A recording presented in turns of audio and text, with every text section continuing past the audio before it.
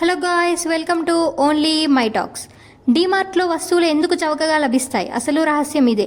సరసమైన ధరలలో కావాల్సిన వస్తువులన్నీ ఒకచోట కొనగలిగే ప్రదేశం డీమార్ట్. చిన్న మధ్యతరగతి ప్రజలు డీమార్ట్కు వెళ్లి ప్రతి నెల రేషన్ కొనుగోలు చేస్తుంటారు. అయితే డీమార్ట్లో ఏడాది పొడవునా ఇంత చౌకగా ఎలా సామాను దొరుకుతుంది అని మీరు ఎప్పుడైనా ఆలోచించారా? దీని గురించి ఇప్పుడు తెలుసుకుందాం.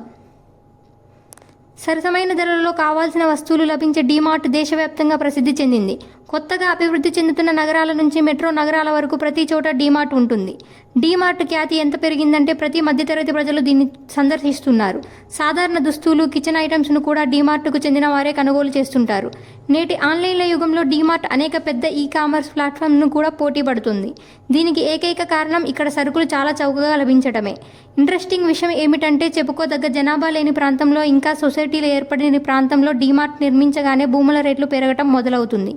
ఎందుకంటే డీమార్ట్ అక్కడ ఉంటే భవిష్యత్తులో ఈ ప్రాంతం అభివృద్ధి చెందుతుందని ప్రజలు భావిస్తున్నారు. అయితే డీమార్ట్లో ఇంత చౌకగా వస్తువులు లభించడం వెనుక ఓ మాస్టర్ మైండ్ ఆలోచన ఉంది. నిజానికి ఈ వ్యక్తి 12వ తరగతి కూడా పూర్తి చేయలేదు. కానీ నేడు తన వ్యాపార ప్రతిభతో దేశంలోని సంపన్న వ్యక్తుల్లో ఒకరిగా ఎదిగాడు. నిజానికి డీమార్ట్ బిగ్ బజార్కు వ్యతిరేకంగా మొదలై నేటికి విజయవంతంగా దూసుకుపోతుంది. డీమార్ట్ వ్యవస్థాపకుడు రాధాకిషన్ దమానీ ఆస్తులు 1,00,000 కోట్లకు పైగా ఉన్నాయి. కానీ రాధాకిషన్ దమానీ కేవలం 12వ తరగతి మాత్రమే చదివారంట. కానీ అతని నైపుణ్యం, వ్యాపార ప్రతిభ ఈరోజు ఆయన సంపదను బిలియన్లకు పెంచింది. స్టాక్ మార్కెట్లో ముందంజలో ఉన్న దమానీ సొంతంగా వ్యాపారం ప్రారంభించాలని నిర్ణయించుకున్నప్పుడు మొదట్లో అనేక వైఫల్యాలను ఎదుర్కొన్నారు. 1999లో అతను మొదటి నేరులు ఫ్రాంచైజీని తీసుకున్నాడు. అది విఫలమైంది. ఆ తర్వాత బోరుబావుల నిర్మాణం ప్రారంభించినా ఆ పని ముందుకు సాగలేదు. ఆ తర్వాత 2002లో ముంబైలో డీమార్ట్ తొలి స్టోర్ని ప్రారంభించారు. అయితే అద్దె స్థలంలో డీమార్ట్ స్టోర్ ఏర్పాటు చేయకూడదని నిర్ణయించుకున్నారు. ప్రస్తుతం డీమార్ట్కు దేశంలో 300కు పైగా స్టోర్లు ఉన్నాయి.